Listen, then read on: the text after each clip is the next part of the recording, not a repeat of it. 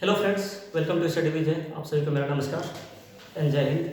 तो दोस्तों, हम लोग ये चैप्टर पढ़ रहे थे। चैप्टर का नाम है the human I and the colourful world. तो आज का क्लास दोस्तों हमारे चौथा क्लास होगा इस चैप्टर से रिलेटेड, एंड उम्मीद करता हूँ कि आखिरी क्लास है। ठीक है, तो आज के क्लास में दोस्तों मेनली हम लोग दो टॉपिक के बारे में पढ़ेंगे। पहला जो टॉपिक है एटमॉस्फेरिक रिफ्लेक्शन, एंड दूसरा जो पढ़ेंगे दोस्तों स्पेक्ट्रम ऑफ लाइट के बारे में। तो मैं जब इस चैप्टर का जब स्टार्टिंग जब पढ़ा रहा था दोस्तों, उसी समय मैं एटमॉस्फेरिक रिफ्लेक्शन के बारे में जिक्र किया था कि एटमॉस्फेरिक रिफ्लेक्शन होता क्या है। तो एटमॉस्फेरिक रिफ्लेक्शन दोस्तों और कुछ नहीं, सिंपल एक रिफ्लेक्शन ही होता है, लेकिन वैसा रिफ्लेक्शन जो हमारे एटमॉस्फेयर के द्वारा होता है। ठीक है दोस्तों, जब सनलाइट हमारे अर्थ तक पहुंचता है तो उस दरमियान उसे हमारे अर्थ के चारों ओर सराउंडिंग में बहुत सारे डेंसिटी वाले एयर के लेयर का सामना करना पड़ता है। ठीक है, तो जाहिर सी बात है कि जब लाइट रे अगर तरह तरह के डेंसिटी वाले लेयर से होकर गुजरेगा तो उसमें क्या होगा, लाइट रे का जो ओरिजिनल पाथ है उसमें डेविएशन होगा। ठीक है, तो इसी को हम लोग दोस्तों क्या बोल रहे हैं, एटमॉस्फेरिक रिफ्लेक्शन। तो इसमें दोस्तों हम लोग एटमॉस्फेरिक रिफ्लेक्शन से रिलेटेड कुछ एग्जाम्पल देखेंगे जो हम लोग रोज़मर्रा के लाइफ में उसे देखते हैं, भले चाहे उसे हम लोग उस बारे में सोच पाते हैं या नहीं सोच पाते हैं, कभी नेगलेक्ट भी कर देते हैं कि ऐसा क्यों हो रहा है। ठीक है, तो दोस्तों इससे रिलेटेड हमारा जो एक पहला महत्वपूर्ण जो एग्जाम्पल ये है तारों का टिकलिंग, ट्विंकलिंग ऑफ स्टार्स। आप लोग पूछेंगे कि जो स्टार्स जो है वो टिमटिमाते क्यों, कभी उसमें रोशनी कम हो जाता है, कभी ज़्यादा हो जाता है, या कुछ समय के लिए उससे रोशनी दिखना ही बंद हो जाता है। ठीक है, वहीं दूसरी ओर देखते हैं दोस्तों, जो हमारा जो मून है, सन है, वो सब में इस तरह का ब्लिंकिंग नहीं होता है, वो टिमटिमाते नहीं हैं, उनका जो लाइट है उसमें कम या ज़्यादा नहीं हो पाता है। ठीक है, तो ऐसा क्यों होता है। तो दोस्तों जो स्टार्स है एक्चुअल में हमारे अर्थ से बहुत ही दूर पर स्थित है। ठीक है, तो दूर होने के कारण दोस्तों होता क्या है, वो बहुत ही छोटा नज़र आता है, एक पॉइंट साइज का नज़र आता है। तो जाहिर सी बात है, एक पॉइंट साइज का ऑब्जेक्ट अगर कोई भी चीज़ है और वहाँ से जो लाइट आ रहा है दोस्तों, उसे आता हुआ जो अमाउंट ऑफ लाइट है वो बहुत ही कम होगा। मैं बोला कि स्टार्स से जो आता हुआ जो लाइट है उसका अमाउंट जो होगा बहुत ही कम होगा, एक पॉइंट सोर्स ऑफ लाइट इसे माना जाता है। स्टार्स क्या है, एक point source of light. Point source of light मतलब एक पॉइंट क्या है, एक सिंगल रे भेज सकता है या कुछ दो चार रे भेज सकता है, उतना ही अमाउंट के रूप में लाइट हमारे आंखों तक पहुंच रहा है। और जब ये हमारे एयर के लेयर से होकर गुजरता है दोस्तों, तो हमारे एयर के लेयर में होता क्या है, कंटिन्यूसली उसमें वेरिएशन होते जाता है, चेंजिंग जो डेंसिटी है दोस्तों, किसी वक्त डेंसिटी बढ़ जाएगा, किसी वक्त डेंसिटी बढ़ जाएगा, किसी वक्त डेंसिटी घट जाएगा। तो इसमें होता क्या है, डेंसिटी बढ़ेगा तो ज़्यादा इसमें डेविएशन होगा, डेंसिटी कम होगा तो थोड़ा सा कम डेविएशन होगा। तो वैसे केस में यहाँ से जो देखने वाला जो आदमी है दोस्तों, ये जो स्टार को देख रहा है, कभी इस और लाइट बेंड कर गया, कभी इस और लाइट बेंड कर गया, तो इसकी आंखों तक जो लाइट जो पहुँच रहा है दोस्तों, उसका जो अमाउंट ऑफ लाइट है उसमें हमेशा क्या हो रहा है, चेंज हो रहा है। कभी कभी हो सकता है कि पूरा का पूरा लाइट आएगा, जब पूरा लाइट आएगा तो ये स्टार उससे ज़्यादा चमकता हुआ नजर आएगा। अगर अमाउंट ऑफ लाइट कम पड़ेगा, इसे थोड़ा सा और डीप नज़र आएगा। ठीक है, कम चमकता हुआ नजर आएगा। या कभी कभी सारा ही लाइट डेविएट कर जाए, उसे हो सकता है कुछ क्षण के लिए स्टार दिखे ही ना। तो दोस्तों ये एटमॉस्फेरिक रिफ्लेक्शन का ही नतीजा है कि जो स्टार्स जो हम लोग देखते हैं उसमें ट्विंकलिंग होता है, स्टार्स टिमटिमाते हैं। लेकिन आप लोग बोलेंगे कि सर जो मून है, जो रात में हम लोग देखते हैं क्लियर नाइट में, उसमें ट्विंकलिंग क्यों नहीं होता है, वो क्यों नहीं टिमटिमाता है। तो कारण ये है, जो मून है, मून दोस्तों एक बड़ा साइज का है, थोड़ा नज़दीक है। स्टार्स तो हमारे अर्थ से बहुत ही ज़्यादा दूर पे है, कुछ लाइट ईयर्स के दूरी पे अवस्थित हो सकते हैं। ठीक है, सपोज कि ये मून, यहाँ पर एक आदमी खड़ा है जो देख रहा है, इससे दोस्तों जो आता हुआ रे ऑफ लाइट है बहुत ज़्यादा है, बहुत ज़्यादा अमाउंट में आ रहा है। ठीक है, अमाउंट ऑफ लाइट जो इसकी आंखों तक पहुंच रहा है दोस्तों, उसमें अमाउंट ऑफ लाइट बहुत ही ज़्यादा है। ऐसा हम लोग नहीं बोलेंगे कि ये जो मून से आता हुआ जो रे ऑफ लाइट है उसमें किसी तरह का डेविएशन नहीं होता है, किसी तरह का रिफ्लेक्शन नहीं होता है, ऐसा भी नहीं बोलेंगे, ठीक है। रिफ्लेक्शन तो दोस्तों इसमें भी होता है, डेविएशन कुछ लाइट का इसमें भी हो जाएगा, ठीक है। लेकिन डेविएशन होने के बावजूद भी इसके आंखों तक इतना अमाउंट ऑफ लाइट पड़ता है, ये पूरा का पूरा मून को हमेशा उसी रूप में देख पाता है जिस रूप में वो पहले देख रहा था। तो यही कारण है दोस्तों कि जो स्टार्स हैं जो हमसे बहुत ही ज़्यादा दूरी पर स्थित हैं वो हमें टिमटिमाते हुए नज़र आते हैं, जबकि जो मून है, जो प्लेनेट जिसे हम लोग बोलते हैं, मून क्या है, प्लेनेट है, तो स्टार्स जो है उनमें ट्विंकलिंग होता है, लेकिन जो प्लेनेट है उसमें ट्विंकलिंग नहीं होता। तो कारण ये है, ठीक है। तो आप लोग समझ चुके हैं कि ट्विंकलिंग ऑफ स्टार्स के बारे में, स्टार्स में ट्विंकलिंग क्यों होता है। तो कारण है दोस्तों अमाउंट ऑफ लाइट का ही कारण है, ठीक है।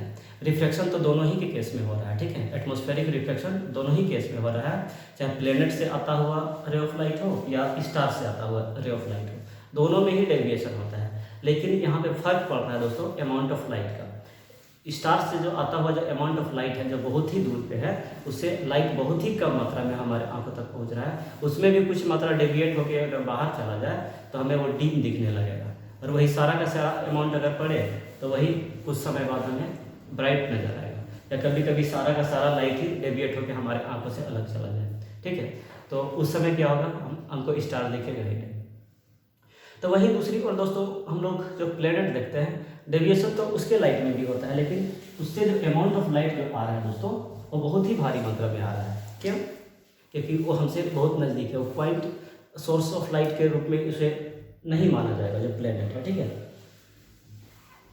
तो जो प्लेनेट से आता हुआ जो रे ऑफ लाइट है उसके अमाउंट में किसी तरह का कोई कमी नहीं आ पाता है। तो यही कारण है कि हम लोग प्लेनेट को उसी रूप में देख पाते हैं, उस पर ट्विंकलिंग नहीं होता है, वो टिमटिमाते नहीं है, ठीक है। तो पहला एग्जाम्पल दोस्तों हम लोग देखें ट्विंकलिंग ऑफ स्टार्स।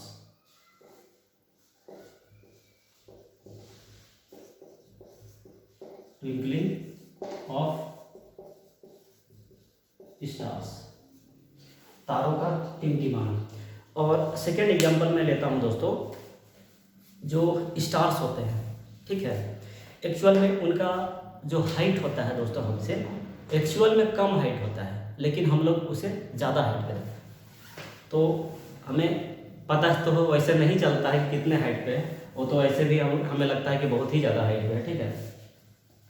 तो स्टार्स का जो डिस्टेंस है अर्थ से दोस्तों एक्चुअल में कम है, एक्चुअल में स्टार्स इतने ही दूरी पे है, लेकिन हमें दिखाई क्या देते हैं, वो ज़्यादा दूरी पे दिखाई देते हैं। या फिर आप बोल सकते हैं जो एरोप्लेन वगैरह है, ठीक है, ये जो एरोप्लेन है, सपोज कि एक एरोप्लेन है दोस्तों, ये इस हाइट पे उड़ रहा है, लेकिन हमें नजर कुछ आएगा दोस्तों ये कुछ इस हाइट पे उड़ रहा है। होता क्या है दोस्तों, यहां से अगर कोई व्यक्ति देख रहा है इस एरोप्लेन को, तो एरोप्लेन से जो रे ऑफ लाइट आता है कुछ इस तरह से बेंड होते हुए आता है, और इसे लगता है कि एरोप्लेन कहाँ है, यहाँ पर है। इस व्यक्ति को लगेगा, इस पर्सन को लगेगा कि एरोप्लेन कहाँ दिख रहा है, यहाँ दिख रहा है। तो जो भी आसमान में जो ज़्यादा ऊंचाई पे जो चाहे चिड़िया भी हो सकते हैं, चिड़िया तो मेनली उतने हाइट पे नहीं उड़ते हैं तो इसमें ज़्यादा फर्क नज़र नहीं आएगा, लेकिन खासकर एरोप्लेन के बारे में हम लोग बोल सकते हैं कि वो जिस हाइट पे उड़ते हैं उसे वो ज़्यादा दिखाई देता है, ठीक है। एक्चुअल जितना उनका हाइट है उससे वो ज़्यादा हाइट पे नज़र आते हैं। तो जब मैं रिफ्लेक्शन ऑफ लाइट पढ़ रहा था उसमें ये भी बोला था दोस्तों, ये कोई कंटेनर है जिसमें पानी भरा हुआ है, अगर इस कंटेनर में कॉइन को रख दिया जाए दोस्तों, अगर यहाँ से कोई आदमी देख रहा है इस कॉइन को, तो कॉइन यहाँ ना दिखे, कुछ कॉइन कहाँ दिखेगा, ये आसपास दिखता है, ठीक है। उम्मीद करता हूँ आप लोग को याद आ रहा होगा जो मैं पढ़ाया था, ठीक है। ये कॉइन यहाँ ना दिख करके यहाँ दिखाई देता है। तो कारण ये है दोस्तों, इसका मैं सिंपल सा एग्जाम्पल लेता हूँ कि ये जो पर्सन है, क्योंकि ये डेंसर मीडियम में खड़ा है, और ये जो कॉइन रखा हुआ है दोस्तों, ये जो पर्सन है वो रेयरर मीडियम में खड़ा है, और और ये जो कॉइन रखा है दोस्तों वो डेंसर मीडियम में है। ये मीडियम क्या है? डेंसर। और ये जो व्यक्ति खड़ा है एयर में है, यानी रेयर मीडियम की ओर है, रेयर मीडियम। यानी हम लोग सीधा सा कंक्लूजन निकाल सकते हैं, अगर कोई व्यक्ति रेयर मीडियम से डेंसर मीडियम वाले किसी भी ऑब्जेक्ट को देखता है तो उसे वो थोड़ा सा नज़दीक नजर आएगा। एक्चुअल में वो दूर में है, लेकिन वो थोड़ा क्या होगा, नज़दीक नजर आएगा। लेकिन वही चीज़ एटमॉस्फेयर के केस में दोस्तों, ये जो हमारा अर्थ है, अर्थ के चारों ओर जो एटमॉस्फेयर है इसका डेंसिटी ज़्यादा है और डेंसिटी इसका कम है, और ये डेंसिटी क्या है, और कम है। ठीक है, तो डेंसिटी क्या हो रहा है, इंक्रीज हो रहा है। अब यहाँ पर जो पर्सन खड़ा होगा वो कैसा डेंसिटी वाले एयर में खड़ा है, वो डेंसर मीडियम वाले एयर में खड़ा है। डेंसर मीडियम से अगर रेयर मीडियम वाले किसी भी चीज़ को देखेगा तो उसे लगेगा कि वो चीज़ क्या है, थोड़ा सा दूर है। ठीक है, तो रेयर मीडियम में खड़ा होकर के डेंसर मीडियम के किसी ऑब्जेक्ट को देखा जाए तो ऑब्जेक्ट दोस्तों नज़दीक नजर आएगा। लेकिन ये किसी को अगर आप रिवर्स कर दें, अगर कोई व्यक्ति अगर डेंसर मीडियम में खड़ा है और रेयर मीडियम वाले किसी चीज़ को देख रहा है तो वो चीज़ उसे दूर नजर आएगा। ठीक है, तो यहाँ तक बात क्लियर है। सेकेंड एग्जाम्पल में लिया कि जो स्टार्स होते हैं अपने एक्चुअल हाइट से ज़्यादा दूरी पर दिखाई देता है। ठीक है, तो एटमॉस्फेरिक रिफ्लेक्शन से रिलेटेड दो एग्जाम्पल में अभी तक देखा। पहला ट्विंकलिंग ऑफ स्टार्स एंड दूसरा हाइट के बारे में, एक्चुअल हाइट पे ना दिखाई दे करके वो थोड़ा से ज़्यादा हाइट पे दिखाई देते हैं। अगला एग्जाम्पल मैं लेता हूँ तो दोस्तों एडवांस सनराइज। अगला एग्जाम्पल हमारा है advance sunrise and delayed sunset. मतलब सनराइज का पहले दिखना हो जाना और सनसेट का बाद में होना। सपोज कि हमारे अर्थ है, ठीक है, अर्थ है और अर्थ का ये हॉरिजन, ठीक है, अर्थ का हॉरिजन है। ठीक है, अब दोस्तों होता क्या है, इसमें बहुत सारे एयर का लेयर है, इसे हम लोग एटमॉस्फेयर नाम देते हैं। ठीक है, एटमॉस्फेयर। अब सन दोस्तों जब सनराइज होता है, सुबह का समय होता है, तो उस समय होता क्या है कि सन जब यहाँ होता है, ठीक है, सन जब यहाँ होता है, जब सन का लाइट जब इस तरह से एटमॉस्फेयर में इंटर करता है, ठीक है, एटमॉस्फेयर में इंटर करने के बाद इसमें क्या होगा, रिफ्लेक्शन होगा, यानी ये लाइट क्या होगा, बेंड करेगा। अब दोस्तों एक्चुअल में सनराइज कब होगा, जब सन इस हॉरिजन पे पहुंचेगा। ठीक है, सनराइज कब होगा, जब सन यहाँ पर पहुंचेगा। लेकिन आप लोग देख सकते हैं कि सन जब इस हॉरिजन से नीचे ही है, तभी यहाँ पर हमारे पृथ्वी पे क्या हो गया है, सनराइज हो गया है। तो दोस्तों एक्चुअल में जो सनराइज हम लोग को दिखाई देता है वो एक्चुअल सनराइज से 2 मिनट पहले ही हमें सनराइज दिखाई देता है, 2 मिनट पहले। तो समय से पहले सनराइज का होना किस चीज़ का एग्जाम्पल है दोस्तों, ये एग्जाम्पल है एटमॉस्फेरिक रिफ्लेक्शन से रिलेटेड एग्जाम्पल है। ठीक है, और वही चीज़ दोस्तों जब सनसेट होगा, इस तरह से सन आया, जब सनसेट पूरी तरह से हो गया, यहाँ पर पहुंच गया सन। ठीक है, अब इस वक्त भी होता क्या है, यहाँ से जो सन रेज जो जा रहा है इसमें भी रिफ्लेक्शन होता है और यहाँ पर पहुंचता है। एक्चुअल में सनसेट हो चुका है, सनसेट तो तभी हो चुका है जब सन कहाँ पर था, यहाँ पर था, लेकिन हमें अभी भी सनरेज इस अर्थ पे पहुंच रहा है। ठीक है, ये किस वजह से हो पा रहा है, ये हमारा एटमॉस्फेरिक रिफ्लेक्शन की वजह से हो रहा है। तो यहाँ भी दोस्तों 2 मिनट का फासला होता है, 2 मिनट, यानी सनराइज होने से 2 मिनट पहले हम लोग को सनलाइट दिखाई देता है और सनसेट होने के 2 मिनट बाद तक भी हमें क्या दिखाई देता है, सन का लाइट दिखाई देता रहता है। ठीक है, यानी हम लोग बोल सकते हैं दोस्तों कि हमारा जो दिन का जो समय है, दिन का जो जितना भी समय है उसमें 4 मिनट का बेनिफिट हो जाता है। ठीक है, अगर आप इमेजिन कर सकते हैं कि अगर एटमॉस्फेयर नहीं होता तो हमारे जो दिन का जो अवधि है दोस्तों उसमें 4 मिनट का कमी आ जाता है उसमें।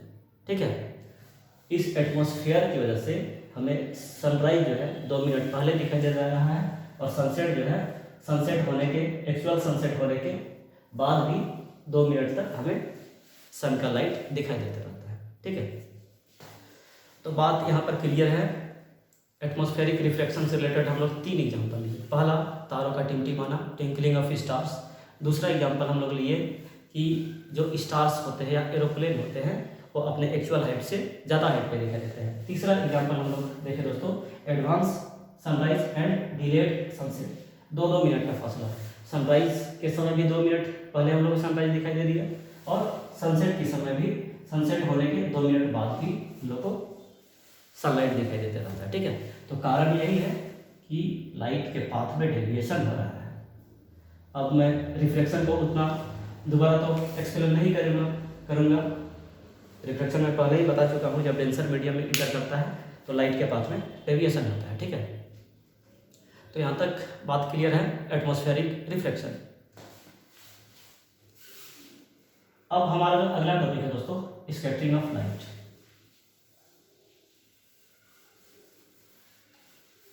तो जब भी आपसे पूछा जाए कि तारों का टिमटिमाना जो है, ट्विंकलिंग ऑफ स्टार्स जो है, किस चीज़ से रिलेटेड है, तो आप लोग बोल सकते हैं ये जो है रिफ्लेक्शन ऑफ लाइट से रिलेटेड है, एटमॉस्फेरिक रिफ्लेक्शन से रिलेटेड है।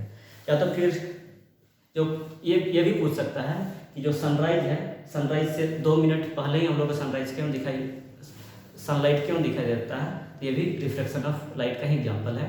और सनसेट के समय भी वही चीज़ है, वो भी रिफ्लेक्शन ऑफ लाइट का एग्जाम्पल है। और एरोप्लेन या स्टार्स अपने एक्चुअल हाइट से ज़्यादा हाइट पे क्यों दिखाई देते हैं, दिखाई देने का कारण क्या है, ये भी रिफ्लेक्शन ऑफ लाइट का ही एग्जाम्पल है। ठीक है, अब नेक्स्ट मैं लेके चलता हूँ दोस्तों, स्कैटरिंग ऑफ लाइट। ये भी बहुत ही इंपॉर्टेंट टॉपिक है दोस्तों, स्कैटरिंग ऑफ लाइट। जिस तरह से मैं बोला था कि डिस्पर्शन ऑफ लाइट इंपॉर्टेंट है, उसी तरह से स्कैटरिंग ऑफ लाइट भी बहुत ही इंपॉर्टेंट टॉपिक है। Scattering of light. तो स्कैटरिंग ऑफ लाइट होता क्या है?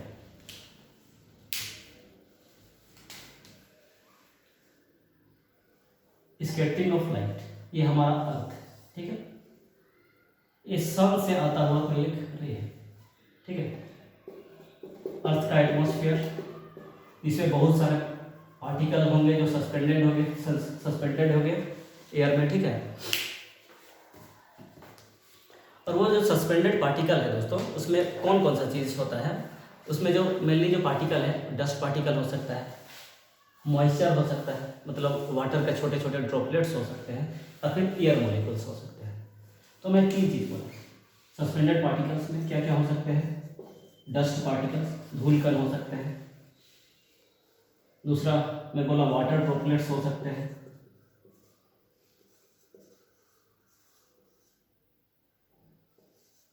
वाटर ड्रॉपलेट्स, एंड तीसरा मैं बोला एयर मॉलिक्यूल्स। ठीक है, जब सनलाइट यहां पर मौजूद किसी पार्टिकल में जाकर के टकराता है तो दोस्तों होता क्या है,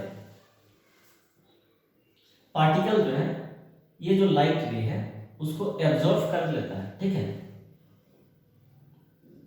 उस लाइट को क्या करता है, एब्जॉर्ब करता है, और उसके बाद एब्जॉर्ब करने के बाद ये हर डायरेक्शन में उसे एमिट कर देता है, री एमिट कर देता है। ठीक है, तो यहाँ पर जब सनलाइट जो एयर में जो सस्पेंडेड पार्टिकल है उससे जब टकराता है तो होता क्या है, उस सनलाइट का क्या होता है, एब्जॉर्प्शन होता है, उसके बाद उस सनलाइट का री एमिशन होता है। ठीक है, तो दोस्तों ये एब्जॉर्प्शन एंड री एमिशन का जो घटना है उसे ही हम लोग स्कैटरिंग ऑफ लाइट बोलते हैं। ठीक है, सन रेज का एब्जॉर्प्शन एंड री एमिशन का जो प्रोसेस है उसे ही हम लोग क्या बोलते हैं दोस्तों, स्कैटरिंग ऑफ लाइट। ये जो डिफरेंट डायरेक्शन में इस तरह से जो एमिट कर रहा है दोस्तों, तो किसी पार्टिकल से टकराने के बाद सन का लाइट जो है चारों तरफ इस तरह से बिखर जाता है, या हम लोग सिंपली बोलेंगे कि स्कैटर कर गया, स्कैटर्ड हो गया। तो इस प्रोसेस को ही दोस्तों हम लोग स्कैटरिंग ऑफ लाइट नाम देते हैं। और ये जो एब्जॉर्प्शन एंड री एमिशन जो है दोस्तों, इसका जो इफेक्ट है, हमारा जो सनलाइट है, जो वाइट लाइट है, उसके डिफरेंट डिफरेंट कलर पे डिफरेंट डिफरेंट इसका इफेक्ट होता है, ठीक है। क्योंकि हमारा जो वाइट लाइट है वो 7 कलर से मिलकर बना हुआ है, ठीक है। ये मैं पिछले क्लास में भी बताया था कि जो हमारा जो वाइट लाइट है वो 7 कलर से मिलकर बना हुआ। कौन कौन सा 7 कलर दोस्तों, जिसे हम लोग विद योर नाम देते हैं,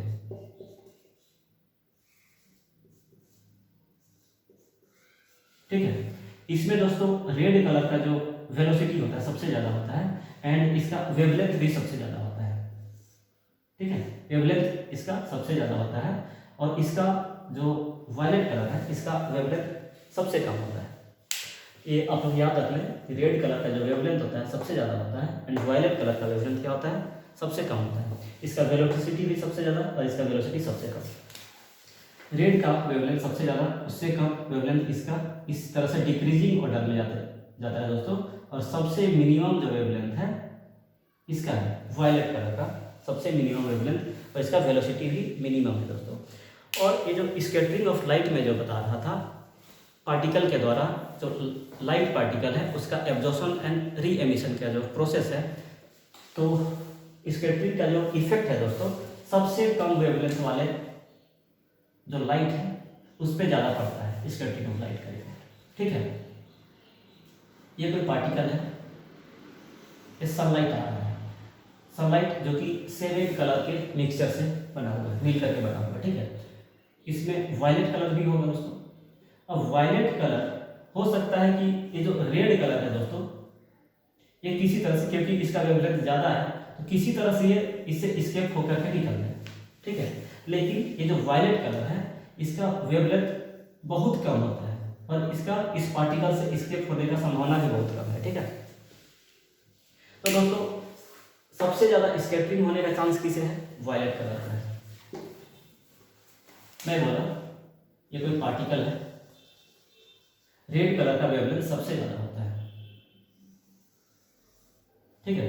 हो सकता है कि रेड कलर जो है इस पार्टिकल से बच करके आगे निकल जाए, लेकिन ये जो वायलेट कलर है दोस्तों उसका वेवलेंथ सबसे कम होता है, ये इस तरह का होता है, ठीक है। इसका संभावना थोड़ा कम होता है कि ये इस पार्टिकल से बच जाए, यानी वायलेट कलर का जो इस पार्टिकल के द्वारा एब्जॉर्प्शन होगा और री एमिशन होगा जो सबसे ज़्यादा होगा, ठीक है।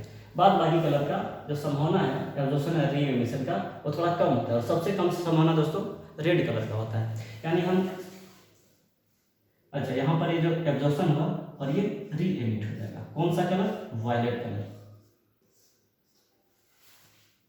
ठीक है।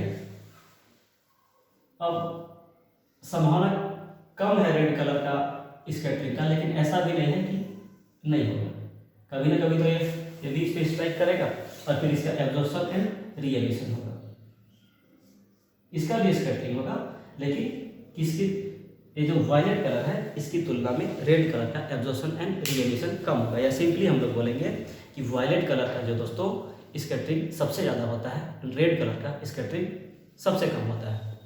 सिंपली जो बुक में लिखा गया है दोस्तों, जिसका वेवलेंथ सबसे ज़्यादा होता है उसका स्कैटरिंग सबसे कम होता है, और जो जिसका वेवलेंथ सबसे कम होता है उसका स्कैटरिंग सबसे ज़्यादा होता है। तो सबसे वेवलेंथ कम किसका है, वायलेट कलर का। यानी हमारा जो एटमॉस्फेयर है उसमें जो सस्पेंडेड जो पार्टिकल है उसके द्वारा जो स्कैटरिंग होगा वो वायलेट कलर का सबसे ज़्यादा होगा, ठीक है। तो यहाँ तक बात क्लियर है। सबसे ज़्यादा लाइट के किस कलर का स्कैटरिंग होता है, तो वायलेट कलर का स्कैटरिंग होता है, और सबसे कम स्कैटरिंग किसका होता है, रेड कलर का होता है, ठीक है।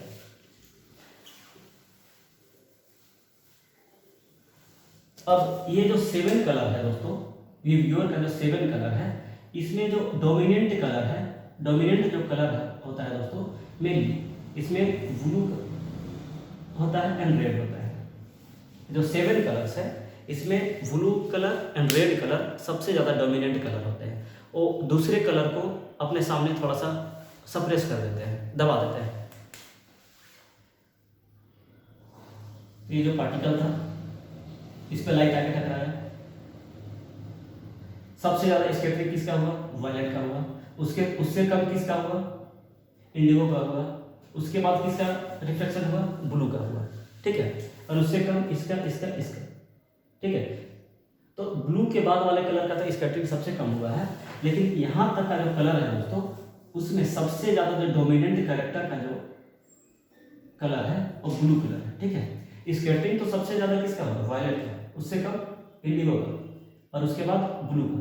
लेकिन इन तीनों कलर में दोस्तों सबसे ज़्यादा जो प्रीडोमिनेंट कलर होता है वो ब्लू होता है, और यही कलर दोस्तों यहाँ पर जो री एमिट हुआ है पूरे आसमान में फैल जाता है, ठीक है। क्योंकि बहुत सारे डस्ट पार्टिकल हैं हमारे एटमॉस्फेयर में, और बहुत सारे डस्ट पार्टिकल के द्वारा जब लाइट का स्कैटरिंग होगा तो स्कैटर्ड लाइट पूरे एटमॉस्फेयर में क्या होगा? फैल जाएगा। सबसे ज़्यादा कौन सा लाइट फैलेगा? Violet colour. उसके बाद कौन सा कलर फैलेगा? इंडिगो। और उसके बाद कौन सा कलर? ब्लू कलर, ठीक है। लेकिन दोस्तों जो हमारा जो स्कैटर्ड लाइट जो आसमान में जो हम लोग देखते हैं वो हम लोग वायलेट या इंडिगो नहीं देखते हैं, क्योंकि इसका जो नेचर है वो डोमिनेंट नेचर का नहीं है। तो डोमिनेंट नेचर का जो कलर है दोस्तों ब्लू कलर है। यानी यही कारण है कि हम लोग को दोस्तों जो स्काई है वो ब्लू दिखाई देता है, ठीक है।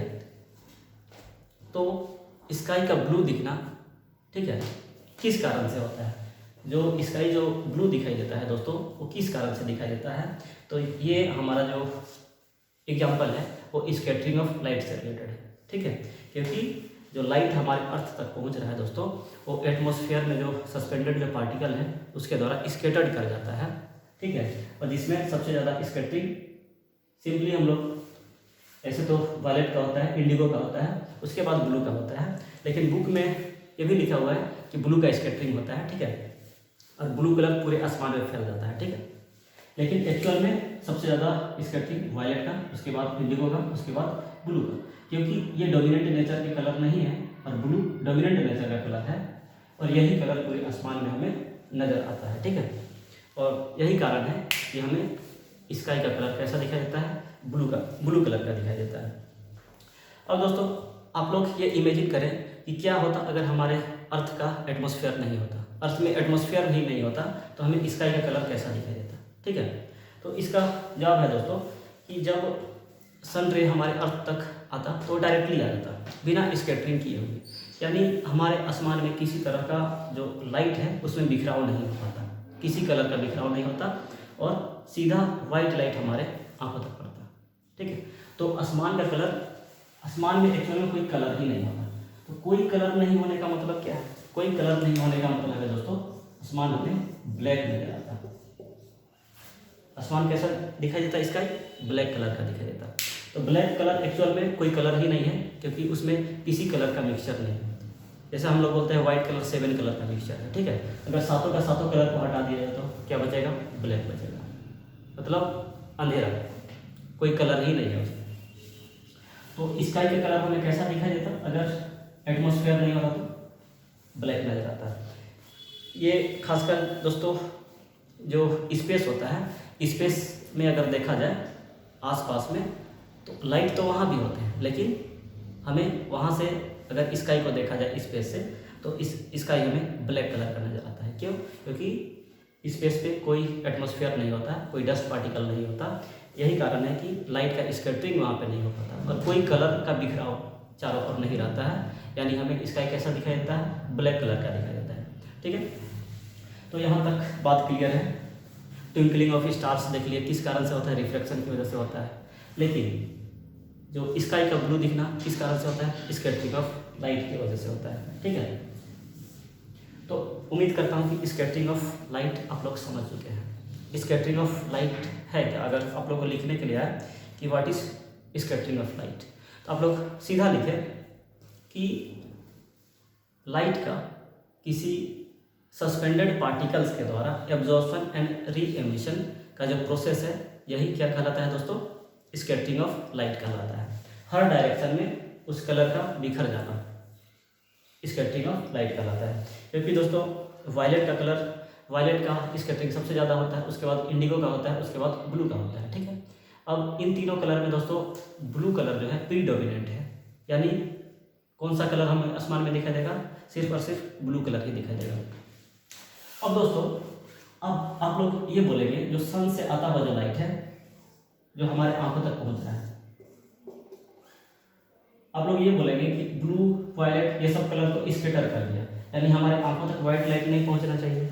ठीक है, तो ऐसा नहीं है दोस्तों कि वाइट लाइट हमारे आंखों तक नहीं पहुंचेगा, क्योंकि जो स्कैटर्ड होता है सारा का सारा वायलेट, इंडिगो या ब्लू सारा का सारा स्कैटर्ड नहीं करता। जो हमारा जो लाइट का जो कंपोजिशन है 7 कलर्स का, विबग्योर का, तो सारा का सारा जो कंपोजिशन है वो हमारे आंखों तक पहुंचते तक वो कंपोजिशन मौजूद रहता है। ठीक है, उसमें कुछ मात्रा जो है, सबसे ज़्यादा मात्रा वायलेट जा चुका होता है, इंडिगो जा चुका होता है, लेकिन फिर भी हमारे आंखों तक पहुंचते तक वो चीज़ मौजूद रहता है। यही कारण है कि हमें लाइट का कलर वाइट ही नजर आता है। ठीक है, तो यहाँ तक बात क्लियर है। स्कैटरिंग ऑफ लाइट क्या है? Atmospheric reflection. ठीक है,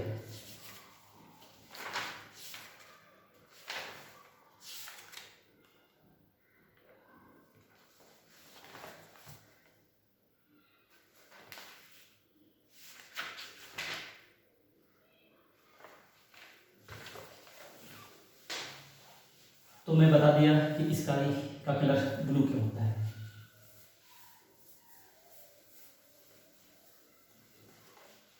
अब दोस्तों,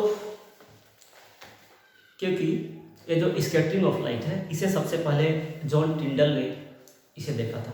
ठीक है, इसलिए ये जो स्कैटरिंग ऑफ लाइट है दोस्तों, लाइट का स्कैटर्ड कर जाना, इसे हम लोग टिंडल इफेक्ट के भी नाम से जानते हैं। ठीक है, तो टिंडल इफेक्ट होता क्या है?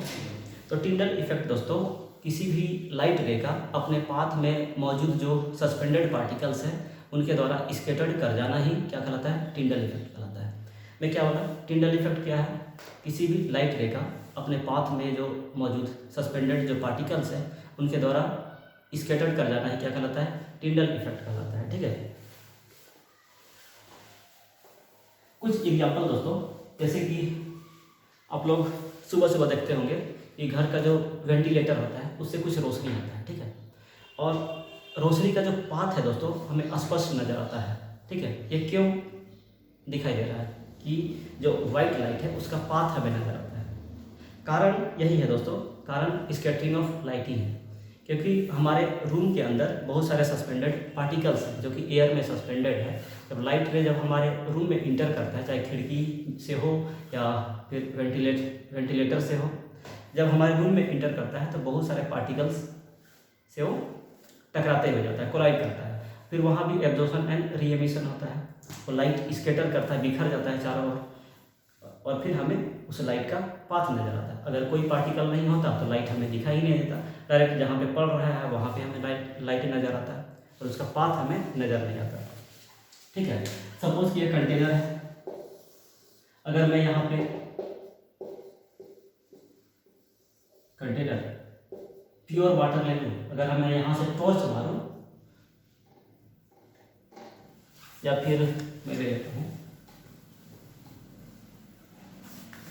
ये पूरा का पूरा वाटर से भरा हुआ है। ठीक है, क्योंकि प्योर वाटर है।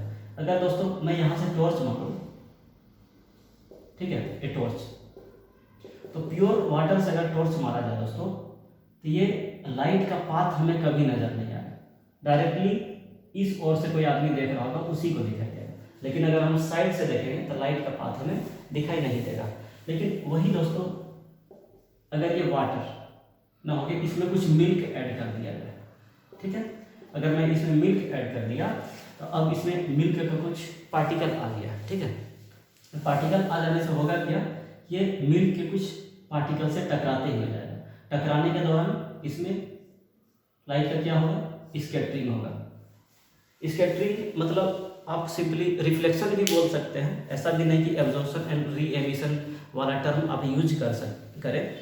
जब लाइट किसी पार्टिकल पे टकराएगा तो क्या होगा? लाइट रिफ्लेक्ट होगा।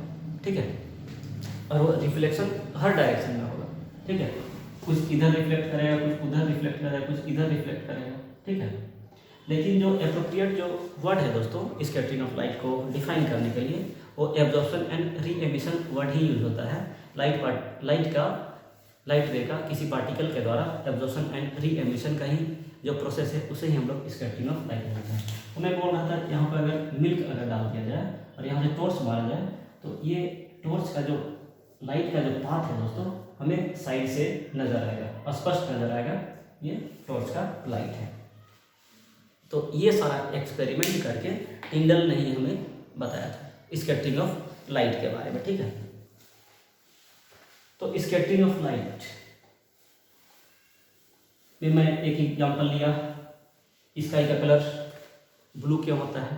तो स्काई का कलर ब्लू इसलिए होता है दोस्तों क्योंकि उसमें लाइट का स्कैटरिंग होता है, ठीक है। स्कैटरिंग ऑफ लाइट की वजह से स्काई का कलर ब्लू दिखाई देता है।